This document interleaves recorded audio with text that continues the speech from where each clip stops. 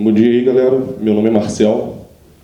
Eu trabalho lá na Globo.com, no time de desenvolvimento do esporte. E a ideia aqui é falar para vocês hoje como a gente escalou e performou uma aplicação lá inteiramente em Python. Eu não sei se alguém conhece aqui o Cartola FC. Alguém conhece o game? Não, né? Tem uma galera que joga aí. Esse é o fantasy game oficial do Campeonato Brasileiro, feito em parceria lá com a Sport TV e o Globo Esporte. Esse é uma aplicação que existe desde 2005 e chegou para a gente o desafio lá de refazer toda essa aplicação. Vou mostrar um pouquinho a vocês aí. Vou começar falando um pouquinho do desafio que a gente recebeu. No final do ano passado, foi pedido lá para o nosso time refazer uma aplicação que era inteiramente em Java, Oracle, e atendia milhares de usuários. E nós éramos 4 desenvolvedores para 5 meses de projeto. Então, muito da nossa solução é baseado também no tempo que a gente teve para fazer isso, né, e no escopo. Então, a gente optou sempre por fazer coisas muito simples e leves, que pudessem performar de forma eficiente. E vou mostrar um pouquinho para vocês da solução. Aqui são alguns números, eu quis colocar logo no começo, para vocês terem ideia do que a gente está falando. A gente tem hoje algo em torno de 1,5 milhão de usuários cadastrados, até um pouco mais que isso. A gente tem lá pico de 15 mil conexões simultâneas, pessoas conectadas ao mesmo tempo lá jogando. A gente opera em pico com 900 requisições por segundo. Existe uma diferença entre conexões simultâneas e requisições por segundo, porque apesar do usuário estar conectado, ele não necessariamente está realizando alguma operação, ele pode estar com conexão idle. A gente tem média lá de 100 requisições por segundo. A gente tem 4 bancos MySQL, 2 masters fazendo replicação e 2 slaves, para poder aguentar a carga dessas requisições. A gente tem 12 GB de dados em cache. Então, vocês vão imaginar, né, que uma aplicação desse porte não funciona sem cache. Eu vou mostrar também aqui o que a gente utilizou, qual solução a gente utilizou para cache. Mas a gente tem um volume muito grande de dados em memória, que é o que mantém a nossa aplicação no ar. Aqui tem uma coisa interessante, a gente tem 63 instâncias de aplicação. O Cartola são atualmente 9 máquinas. E eu vou mostrar para vocês como a gente performa Application Server no Python. A gente fez o tuning lá e a gente descobriu que 7 instâncias de Application Server por máquina, a gente estava otimizando melhor o recurso. Isso é uma conta que eu vou mostrar também como é que a gente faz. Então, os números são muito altos.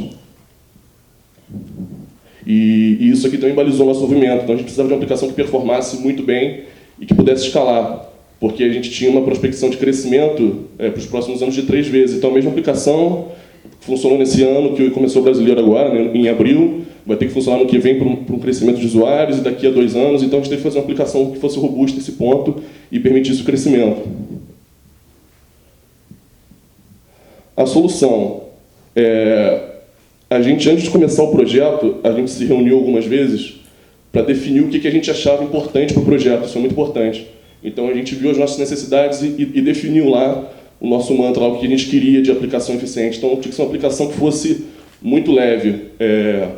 Quando se fala de performance, é importante fazer soluções leves e correr das coisas que são muito agregadas, frameworks enormes, e tem uma série de coisas que você não utiliza. Então, procure soluções leves e utilizar somente aquilo que você vai precisar.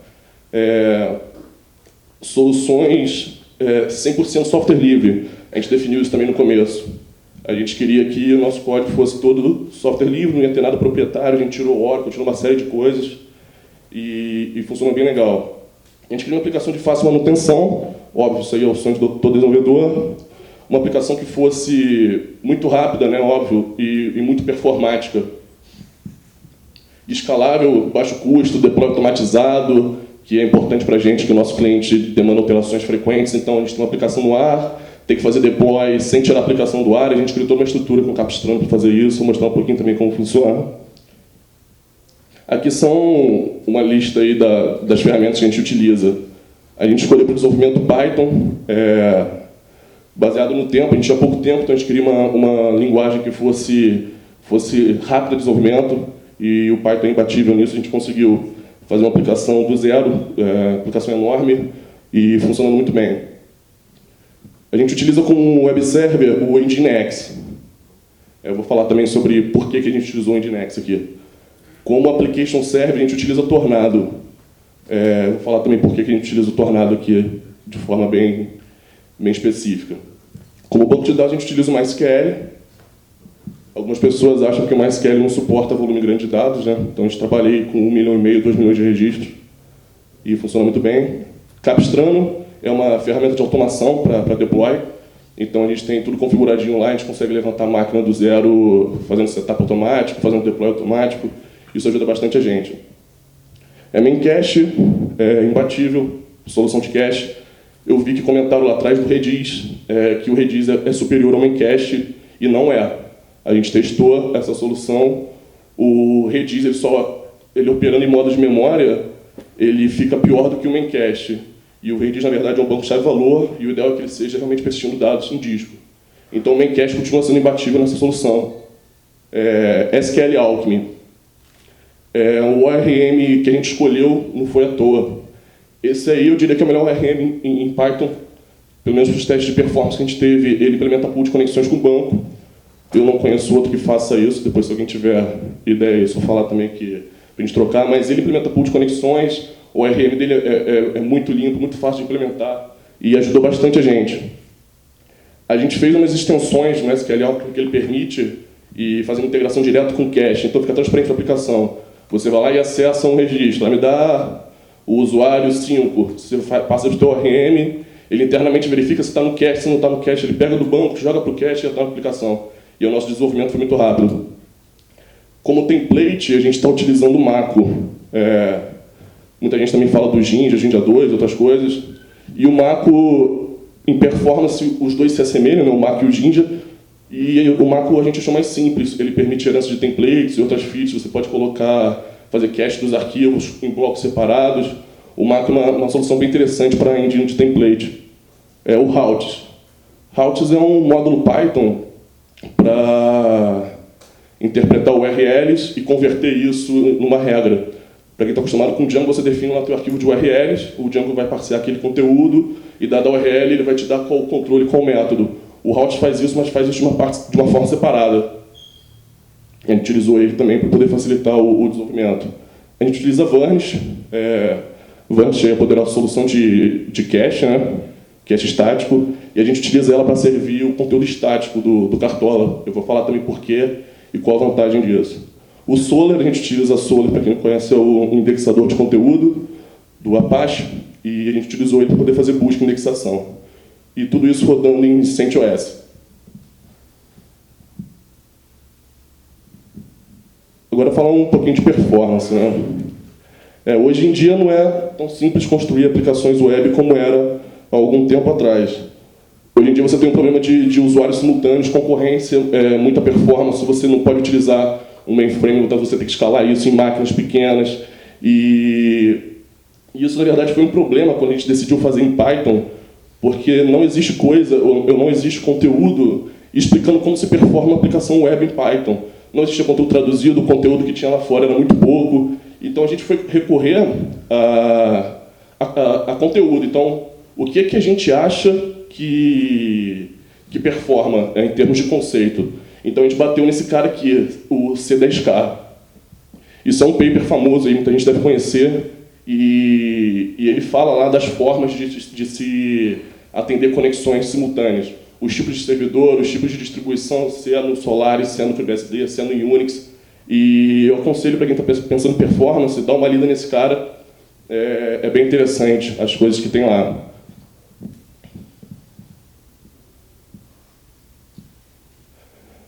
Python Web Application. Né? Então, como a gente faz uma aplicação web atender 10 mil conexões simultâneas?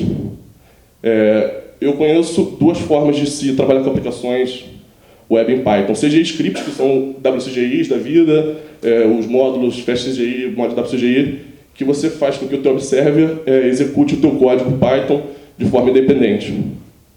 E a outra forma é com o application server rodando inteiramente em Python. Isso aqui, por incrível que pareça, essa diferença a gente foi descobrir com o tempo, porque também as pessoas não falam disso. A gente acha que para desenvolver aplicação Python tem que ser com WSGI, porque senão não funciona. E quando você quer performance, o CGI Script não é uma boa opção. Não é uma boa opção porque o teu servidor, para cada requisição, ele vai executar o teu script de forma independente. Então, imagina que você tem 1000 pessoas acessando simultaneamente, você está carregando o mesmo script 1000 vezes, e se você tem um framework ou uma aplicação que é um pouco maior, você está carregando tudo aquilo, teus sets, as tuas variáveis de ambiente, tudo aquilo para cada execução. Tem alguns trâmites que você pode fazer que melhoram, mas nos testes que a gente executou para a nossa aplicação, o Apache com WCGI, o Nginx com FastCGI, todos eles caíam com um número de conexões elevadas. E aí eu estou falando de 2, 3 mil conexões estabelecidas na máquina realizando a operação. Então, não aconselho. Eu aconselho vocês a pesquisarem sobre Python Application Server. Existem alguns no mercado, e até vários. Tem o CherryPy, tem o Tornado, tem o Twister, tem alguns outros que eu não estou lembrando aqui. E é uma solução inteligente, porque você, na verdade, levanta uma aplicação Python e com todo o teu contexto ali já criado, e você atende suas requisições. Agora só tem um pequeno detalhe, né? Qual tipo de servidor você vai utilizar? Tanto para Web Server quanto para Application Server. Existem esses 4 tipos de servidor. Isso está lá no C10K que eu falei. Fork, pré-fork, thread e single thread. No fork, você vai abrir um processo para cada requisição. Então, imagina que você tem 10 mil requisições na tua máquina e você está operando com 10 mil processos. Isso aqui é muito custoso para o sistema operacional, abrir um novo processo, fechar um novo processo para cada requisição, e isso é muito lento. O pré-fork é um pouquinho mais inteligente, mas tem o mesmo problema. Na verdade, ele abre os processos antes da tua requisição chegar, e quando a tua requisição chega, ele já tem o processo aberto para poder atender ela. Só que você tem o mesmo problema. Se você tem muitas requisições, você tem muitos processos, isso é difícil de gerenciar. No modo de thread, é melhor, eu acho, do que os outros dois, porque você trabalha com threads e você vai abrir uma nova thread para tratar cada requisição de forma independente. O Apache basicamente opera nessas 3 formas, e eu vou dizer para vocês que fork não é uma boa opção. Configurar o Apache lá com fork, a performance degrada muito. Pré-fork não é uma boa opção. Apesar dele abrir os processos antes de atender requisição, ele é muito lento e fica instável. Quando você trabalha com Apache e WCGI, quando você manda uma pancada grande para ele, ele invariavelmente cai, o tempo de requisição não fica estável. A gente não conseguiu otimizar isso de uma forma inteligente ou de uma forma eficiente. O modo de thread, apesar de ser o melhor deles, ao meu ver, também não performa legal, porque consome muito recurso da máquina. Eu vou mostrar para vocês um gráfico comparativo entre 2 soluções dessa, e mostra que quando você trabalha com web server por thread, ele consome muita memória RAM e muito recurso. Isso é ruim quando você está operando com uma quantidade enorme de requisições, porque você não tem máquina para rodar isso, cara. O Apache, quando você vai rodar ele, por mais que você configure lá, eu quero que você rode com 250 megas, ele, no momento de pico, ele vai chupar a memória toda da máquina, independente desse valor, muitas vezes derruba a máquina. Isso é um problema para quando você trabalha com aplicações performáticas. E aí sobrou para a gente o single thread. E vocês vão perguntar, né, como é que uma aplicação single thread, monoprocessada, atende requisições simultaneamente. Vou tentar explicar um pouquinho para vocês como isso funciona. Single thread. Basicamente, o que a gente faz, existem 2 formas, né? A forma mais comum, que todo mundo conhece, você vai estabelecer um socket lá, vai fazer lista numa porta, vai aceitar a requisição, ler, processar, escrever e fechar. Isso entra no loop e você faz isso. Desculpa. Você faz isso sequencialmente. Isso não é simultaneamente, né? Você está pegando de forma sequencial. Então, como é que a gente faz para poder processar requisições simultaneamente dentro de uma única thread? A gente utiliza non-block.io. Isso está no C10K, eles falam como isso funciona. Então, você vai estabelecer um socket, lá fazendo bind na tua porta, fazendo lista na tua porta 80 ou 8080, sei lá, se quiser. E você diz que ele é não bloqueante. Existe um cara nos sistemas Unix que chama Event Pooling, que é o epool. Esse cara está descrito lá no C10K como uma forma mais eficiente de de se trabalhar com requisições non-block. E como funciona? Você estabelece um socket, você vai registrar um evento nesse event pooling. Os eventos podem ser de read, write, close e accept. E quando chegar uma nova requisição, esse event pooling, você fica toda hora perguntando, tem evento? Tem evento? Quando tiver um evento, o sistema operacional ele te retorna um callback num contexto diferente da sua aplicação. Então você passa a ter mais de uma linha de execução rodando no mesmo programa. É difícil de acreditar, eu não acreditei nisso no começo, só quando a gente testou que a gente via que isso realmente acontecia. Ele executa o callback, abre uma nova linha de execução. E qual é o problema disso? É a complexidade, porque você passa a ter um único bloco de código, que é um while true lá da vida, que fica perguntando se tem evento, e você tem que entender que cada momento que ele pega um evento, você passa a entrar num contexto diferente. Então você vai ter que tratar erro, você vai ter que tratar todos os eventos para não prender a conexão, mas depois que você se acostuma a fazer isso, tem implementações já no mercado, o negócio funciona. E esse processamento é feito por multiplexação, por divisão de tempo. É o escalonamento normal lá do sistema operacional. Você tem 1000 requisições, você tem 1000 linhas de execução operando ali o teu sistema, e cada um vai ser processado num determinado momento, e isso performa muito bem. Olhando lá o paper do C10K, essa é a melhor forma de se trabalhar com requisição. A nossa arquitetura, ela é isso aí. É um Nginx rodando. O Nginx é um servidor non-block, aí implementa tudo isso que eu falei aqui. O Nginx tem um módulo que é o load balancer. Então a gente sobe 7 instâncias de Tornado. O Tornado também é um servidor non-block, que implementa aquilo que eu falei, para poder atender requisição simultaneamente. Então a requisição chega no Nginx, ele vai passar para um Tornado que está mais árido no momento, e o Tornado processa a requisição, retorna para ele, que retorna para o usuário. A performance disso aqui é absurda. Nos testes que a gente fez, nada barrou isso. A gente, numa máquina lá, quad-core, a gente subiu o Nginx, 7 instâncias de Tornado, e a gente aguentou uma carga absurda por máquina. Nginx. Por que usar o Nginx, né? Ele consome muito pouco recurso. Isso é CPU e memória. Memória a gente normalmente descarta, porque nos testes que a gente fez ele não consome nada. E CPU, quando você tem carga, ele processa, mas quando a gente operava lá com 3.000, 4.000, 5.000 conexões, ele ia 5%, 6% de CPU, e nesse momento o Apache muitas vezes não estava nem respondendo. Ele é de fácil configuração. Quem está acostumado com o Apache, e eu trabalhei bastante tempo com isso, sabe que a configuração dele é uma bela porcaria. Atrapalha muito quando você está em ambiente de produção. Você tem arquivos separados, tem configurações diferentes, cada alteração você tem que dar um brace que faz não sei o quê. O Nginx, para quem está acostumado, toma logo uma pancada, porque é muito fácil. É um arquivo descritivo, bem explicativo, faz o list na porta tal, aplica as tuas regras e acabou, é tudo ali. Alta performance. Para implementar aquilo que eu falei lá atrás, de single thread, non-block e tudo mais, ele tem uma performance absurda. A gente tem uma aplicação na Globo, que é o do tempo real, que utiliza Nginx, mas é um esquema de streaming diferente. Uma máquina com uma instância de Nginx aguenta 150.000 conexões estabelecidas com ela. E ele não consome memória e não consome CPU. É open source, é non-block, e tem uns módulozinhos essenciais aí para vocês. É o load balancer. O load balancer é o módulo que eu falei, que eu uso aqui atrás. Deixa eu voltar aqui. Ele faz balanceamento de carga entre servidores. Eu conheço um pessoal lá no Rio que utiliza Nginx para fazer balanceamento de carga simplesmente para isso. Sobe Nginx com esse módulo e faz o balanceamento entre outros servidores. Ele performa bem. Óbvio que não é um balanceador aí físico que está na ponta dos grandes portais para fazer isso, mas se você não tem outra coisa para utilizar, ele funciona bem. O Proxy Cache. O Nginx tem esse módulo que foi integrado à versão ao core lá, que ele faz um reverse proxy cache. Então você faz uma requisição, essa requisição ele verifica se está em cache, se está em disco, se não está. Ele passa para o teu application server processa a aplicação, retorna para ele cacheia e entrega para o usuário.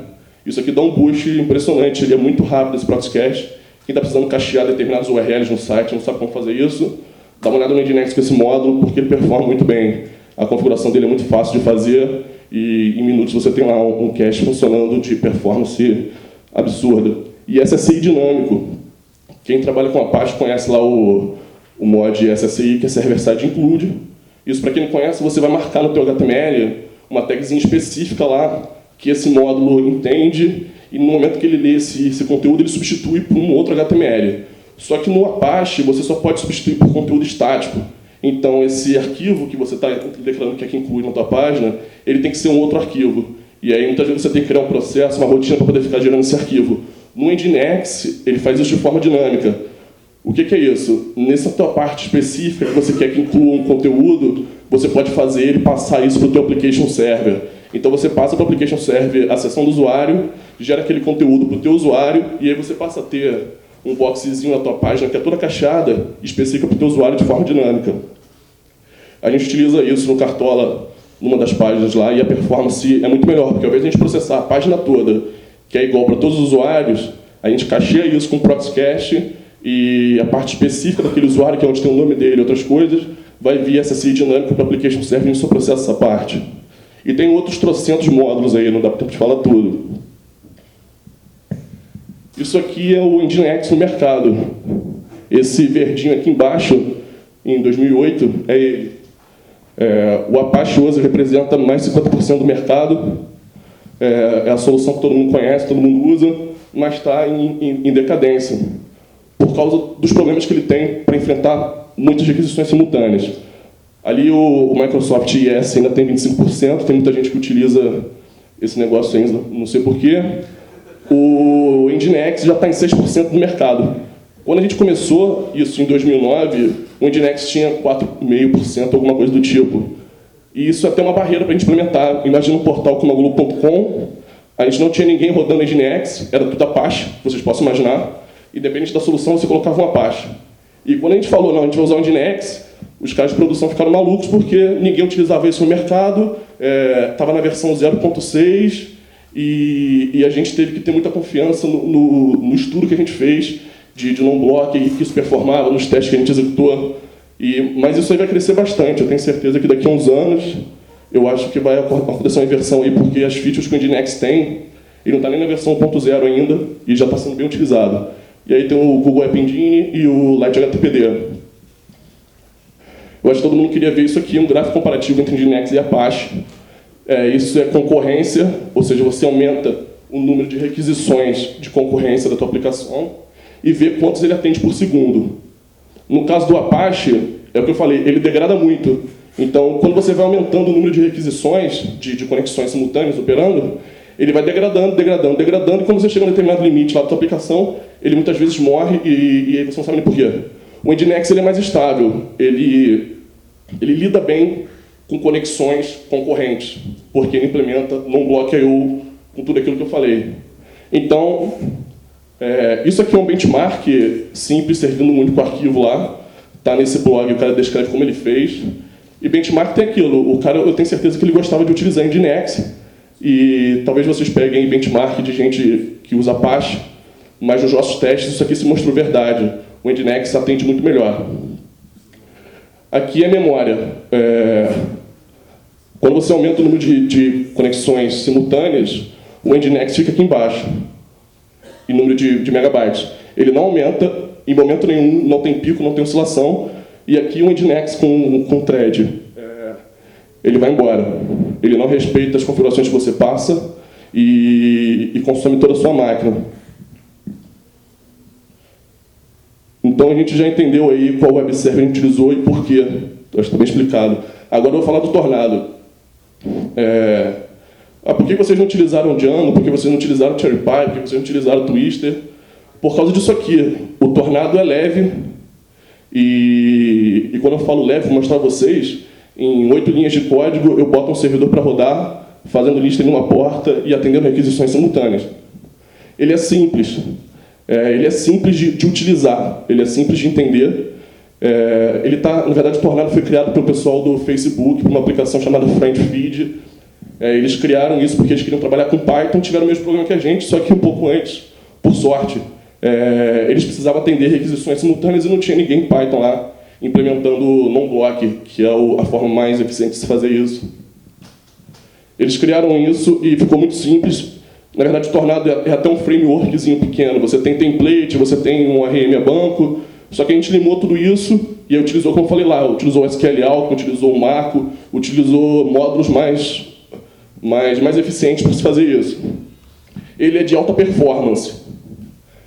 Ele é bem similar ao Nginx no conceito, né? Os dois são num bloco e trabalham com eventos, então ele performa muito melhor quando você aumenta o número de requisições, de conexões. Ele não degrada. Ele também é open source. Eu já muitas vezes abri o código do Tornado lá para poder entender o que ele faz. É um código bem pequeno. Isso ajuda bastante o desenvolvimento. Ele é non-block I/O e baixo consumo de recursos.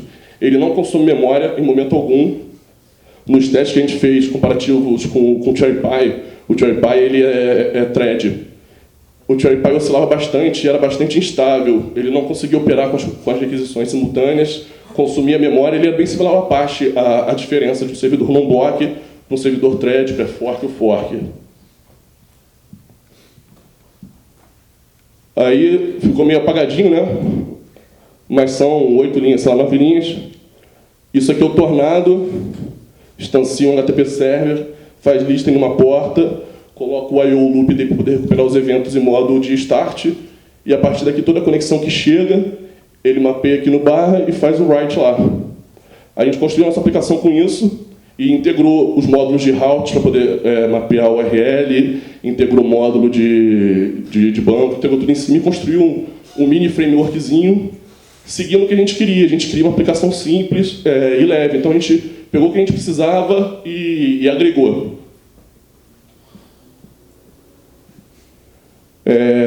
O benchmark aí. Esse benchmark de cima eu tirei do site do Tornado, tornadoweb.org. E aqui é a forma que a gente utiliza. Você coloca um Tornado para rodar, ou múltiplas instâncias dele, abaixo de um Nginx. E no teste feito lá, ele atendeu 8.000 requests por segundo. Um único Tornado rodando, fazendo bind no IP lá e lista em uma porta, ficou em 3.000. O Django com o mod WSGI ficou em 2.000. O Web2Py, CherryPy, bem lá atrás. Aqui, existe um outro servidor também Python que é non-block, que é o Twister. Vocês devem conhecer algumas pessoas aí. O Twister ele é um servidor non-block também, baseado em evento, só que ele é um mega framework. Então você pode pegar o Twister, implementar um servidor FTP, um servidor HTTP, você utiliza ele da forma que você quiser, você pode implementar ele para só utilizar o I/O loop dele e outras coisas. E aí isso passava a ser muito grande para a gente, porque a gente só queria um servidor web e o Tornado fazia isso. E aí eu catei esse benchmark aqui, do Tornado um pouquinho superior ao Twister, e nesse momento aqui o cara não sabe explicar o Twister, para de responder.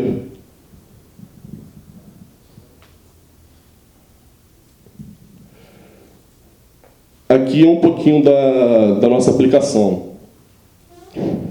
A gente tem um Tornado rodando, fazendo isso bem em cima de uma única instância de Tornado. A gente teve, na verdade, 7 aplicações rodando na máquina. Ele intercepta a conexão, passa para um controller. Esse controller vai no repositório, que é o nosso SQL Alchemy lá turbinado.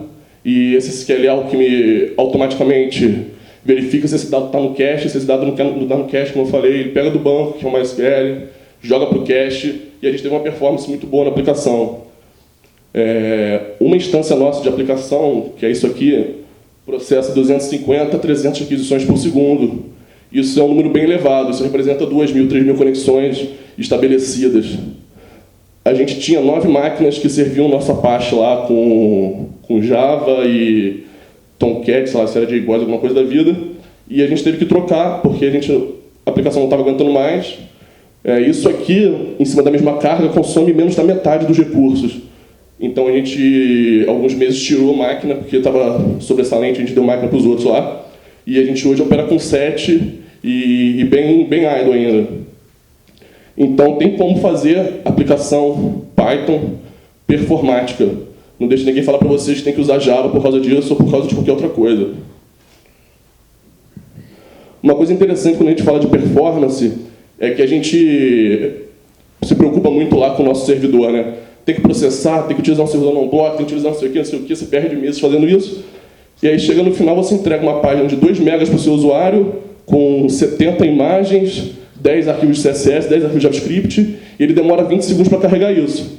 O teu usuário, para ele não interessa, ele levou 20 segundos para carregar a tua página, por mais que você tenha gastado 1 segundo para processar. Então é muito importante, quando se desenvolve aplicações web, olhar para a performance no cliente. Ou seja, como você faz para esse tempo de transferência de arquivo ou para o browser lá na ponta montar a tua página, que isso seja o mais rápido possível, porque você ganha tempo. Então, uma das técnicas que a gente utiliza é fazer minify de arquivos CSS e JavaScript. A gente, no Cartola, a gente criou um módulozinho Python lá para fazer minify de arquivo. Ele lê o teu template, dependente da extensão que seja, ele lê os arquivos CSS, junta eles num único arquivo, comprime, sobrescreve o arquivo, a gente deploy para produção, tudo junto. A gente agregou isso no Capistrano, então toda vez que faz deploy, ele faz um minify novo dos arquivos, e isso é interessante de utilizar. CSS Sprite. Sprite de CSS vem muito dos games lá, né? Então você, na verdade, pega todas as imagens que você tem, junta isso num único arquivo e depois você posiciona essa imagenzona no teu browser via background position, lá via CSS. Aí qual a vantagem disso? A vantagem é que se você tem 50 imagens no teu site e você junta elas em um único arquivo, você deixa de fazer 50 requisições, passa a fazer uma. Essa imagem é cacheada no browser local do usuário, né, no cache local dele, e ele não vai mais no teu servidor pedir todas as imagens.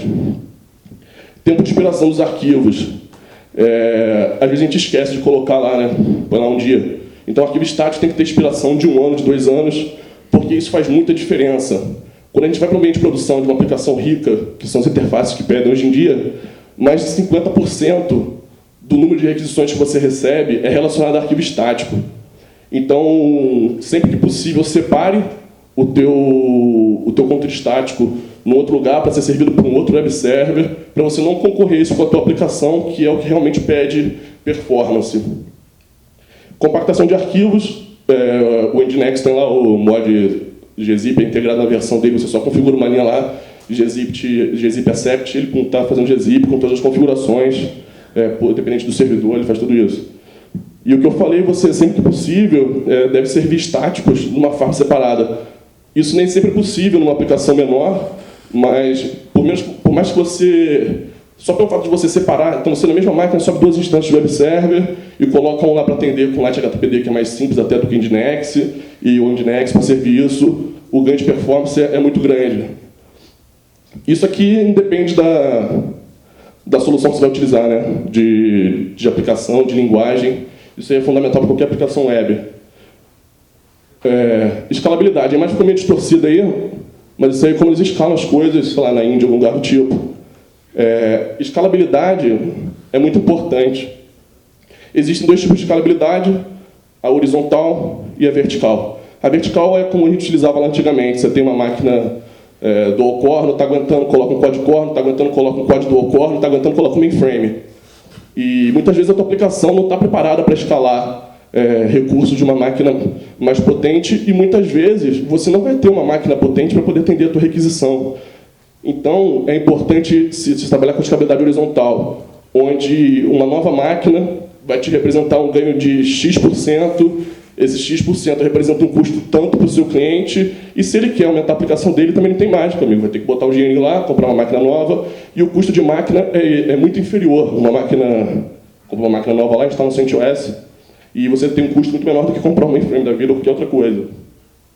No Cartola, a gente criou um conceito de box.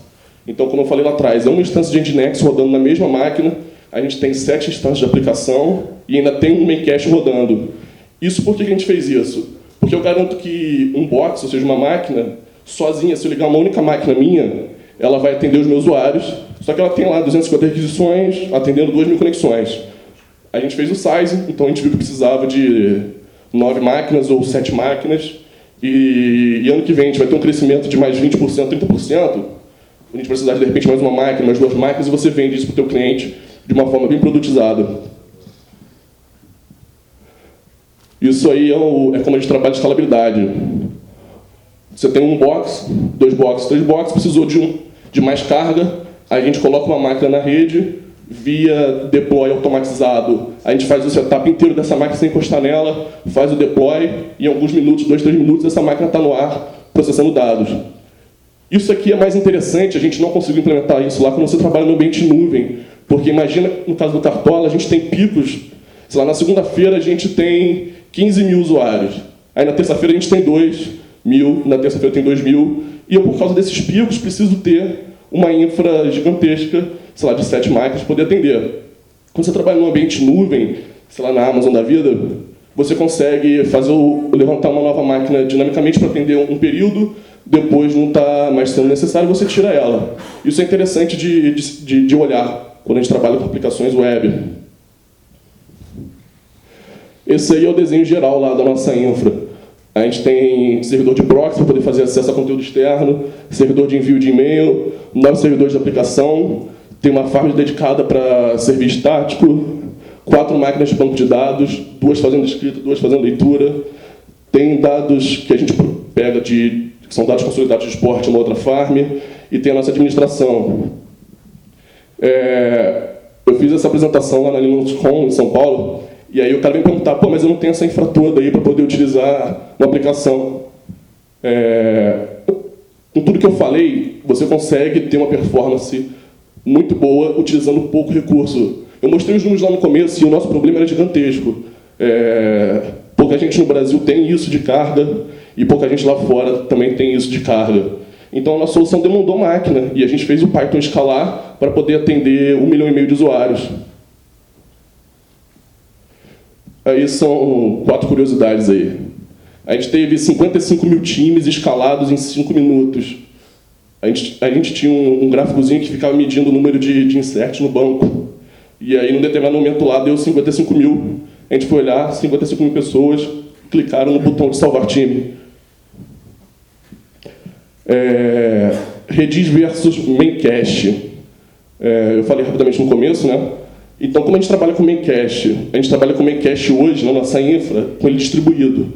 Eu tenho 9 instâncias, uma instância em cada máquina, e a partir do cliente do Memcache em Python, ele aplica um hash no número de servidores e sabe exatamente onde uma determinada chave está. Você não precisa fazer replicação, e ele é inteligente. Você faz o set de uma chave, ele faz um cálculo lá, está na máquina 7. Quando você vai fazer o get dessa mesma chave, ele vai de novo na máquina 7. Isso tem muita performance. Só que o que a gente ficou preocupado? A gente ficou preocupado com latência de rede. Que imagina que eu tenho muito dado cacheado e eu vou muito ao cache, eu faço muito hit lá. E como está distribuído, eu posso estar pegando esse dado em máquinas que não são a minha. Então a gente falou, pô, a gente pode ter um problema com isso, vamos testar o Redis. A vantagem do Redis é que ele faz replicação. Então você sobe um master, que é onde você sempre escreve nele, sobe os teus 8 slaves, todos eles replicando nele. E aí você passa a fazer acesso ao dado local, independente da máquina que você está. Isso aí foi pior do que o Memcache. Então a gente utilizou o Memcache. Persistir dados no cliente com JSTOR. JSTOR é um plugin do jQuery, e a gente hoje no Cartola não tem sessão de usuário no servidor estabelecida lá, porque isso consome recurso. Então a gente faz uma mini persistência de dados no cliente. Essa biblioteca aí, ela simula, ela faz interface com Internet 6, 7, 8, Firefox. Aí você consegue dizer para ela, salva aqui um registro que apresenta a sessão do usuário, e não é um cookie, mas toda vez que ele requisitar, você passa isso junto via JavaScript. Isso é interessante. A gente utilizou um cara chamado Beanstalk-D, é um gerenciador de fila. Ele é um processo que foi escrito baseado no próprio Memcache, então tem uma estrutura muito parecida, e ele serve para gerenciar fila. Eu vejo muita gente utilizando aí o Apache MQ lá, né, para fazer fila. E esse cara aqui é uma solução simples. Você sobe um processo escutando uma porta, manda um pacote lá para ele de um item, e você cria um outro processo do outro lado que fica consumindo e processando. A gente utiliza esse cara para poder fazer limpeza de cache. Então tem um cache local nas máquinas, tem uma instância de Beanstalk em cada máquina, aí eu mando o sinal para ela, limpa, ela vai no disco e apaga aquele arquivo, isso via fila. E é isso aí, a ideia era compartilhar um pouquinho da que a gente utilizou. Isso não é receita de bolo, mas é uma coisa interessante a se pensar nesses conceitos que a gente falou aí. Queria agradecer a todo mundo e perguntas agora. Obrigado.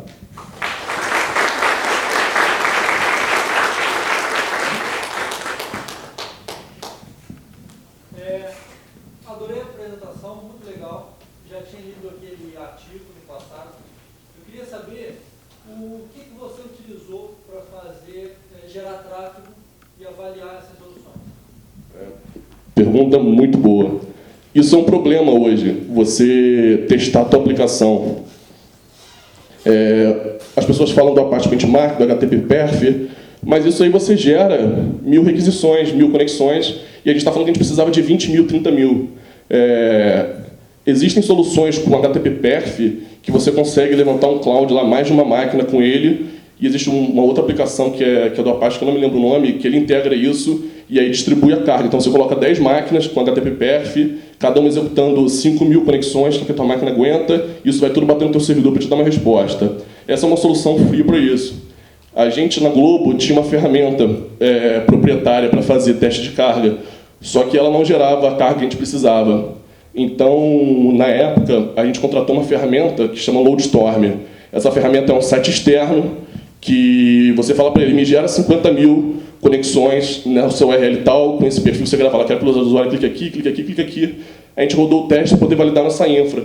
Então, a gente subiu tudo isso aqui uma semana antes, ou 2 semanas antes de ir para a produção, já depois de fazer teste com HTTP/Perf, com Apache Benchmark, com tudo que a gente podia, a gente liberou só para eles e falou, dá uma porrada, eles deram a porrada, a gente aguentou, a gente abriu para produção, e tranquilo, sem estresse, a gente abriu lá, sem problema nenhum.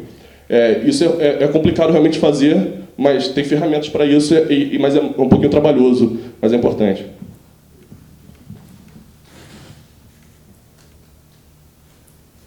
Só para confirmar, o teu setup, quando você falou das máquinas, você tem 7 máquinas, você coloca várias instâncias de tornado na mesma máquina, ou você tem cada máquina de uma instância só de tornado distribuída para o Nginx? Em uma máquina eu tenho 7 instâncias de tornado rodando.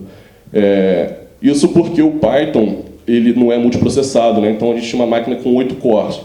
E quando você coloca um processo e estressa esse processo a 100%, a tua máquina está lá 10% de consumo, porque ele não, a diferente do Java e de outras linguagens, ele não vai consumir 100% da sua máquina, ele vai utilizar os recursos de uma CPU.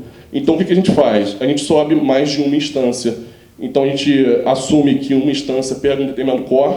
Então se você tem uma máquina de produção com 2 cores, você coloca 2 instâncias. Se você tem uma máquina com 4 cores, você coloca 4 instâncias. A gente tinha uma máquina quad dual core, que na verdade são 8 cores. A gente colocou 7 por máquina. Nos testes que a gente fez lá, eu sei que, por exemplo, no Ruby tem muita gente que utiliza 60, 70 servidores de aplicação por máquina. E a gente não tinha essa necessidade. Quando a gente aumentava o número de processos, só piorava, porque eles começavam a concorrer entre si e tinha uma série de problemas. Então, assumindo que um processo por core seria a melhor configuração quando você tem um application server em Python. Isso é até uma coisa interessante, porque eu peguei alguns benchmarks na web aí para comparar os 10 tipos de servidores Python que existe, e teve um deles lá que o tornado ficou atrás. Aí eu fui olhar, na verdade o cara subiu uma única instância numa máquina que era quad-core e testou isso em máquinas com outros processos rodando de forma diferente. Então o teste dele foi afetado por isso, por não ter percebido que uma instância não vai consumir a máquina toda.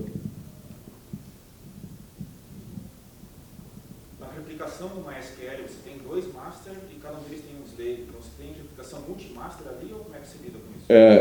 Eu, na verdade, eu tive que tirar essa parte de banco de dados porque não ia caber no tempo que eu tinha aqui. Mas eu tinha um slide falando. Eu tenho um master e tenho um outro que faz replicação para fazer failover. E cada um deles tem um slave pendurado. Então, eu, na verdade, não escrevo em 2 máquinas. Você não consegue fazer isso no MySQL de uma forma simples, né? Você tem que fazer sharding, a gente não implementou isso ainda, mas é uma coisa que a gente vai implementar no futuro porque a nossa massa de usuários está crescendo. Então a gente, na verdade, escreve no master, quando esse master cai, a gente chaveia e passa a escrever no outro, quando ele volta ele pega as informações, e a gente tem sempre os 2 slaves. É uma coisa interessante que a gente fez com SQL Alchemy, a gente fez as operações de escrita, ou seja, de insert e update, baterem no master, e fez as operações de select, baterem nos slaves. Então o nosso master fica só realizando a operação de insert, não concorre com os nossos selects e coisas da vida, e a gente conseguiu meio que escalar a nossa leitura e deixar o banco lá, o único banco para fazer só a escrita. Isso aí. Valeu, galera. Obrigado.